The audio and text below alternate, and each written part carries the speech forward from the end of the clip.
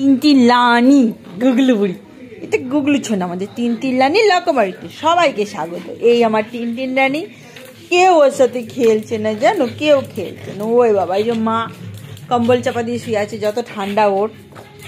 আর এই যে বাবা ঘুরে বেড়াচ্ছে।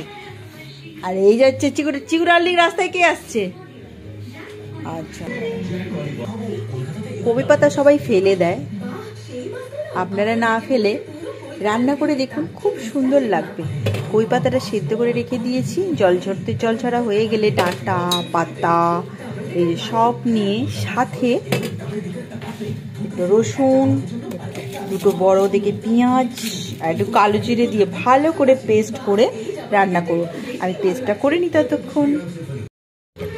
এগুলো হচ্ছে গাছের পেঁপে, পারিনি, ওদেরকে খাওয়ানোর জন্য ছোট ছোট কয়েকটা পেরেছি। এই দেখো কামরাঙা গাছ বসিয়েছিলাম, একটা হয়েছে, এর আগে একটা হয়েছিল, খেয়ে নিয়েছি, ওটা একটু ছোটো ছিল, এটা একটু বড় হয়েছে, দেখা যাক কি হয়। আর এই যে কপিটা বাটা হয়ে গেছে, এতে ওই কী বললাম, পেঁয়াজ দিয়েছি, রসুন দিয়েছি, কালো জিরে দিয়েছি, কাঁচা লঙ্কা দিয়ে ভালো করে পেস্ট করি, সাথে সামান্য একটু হলুদ দিয়েছি।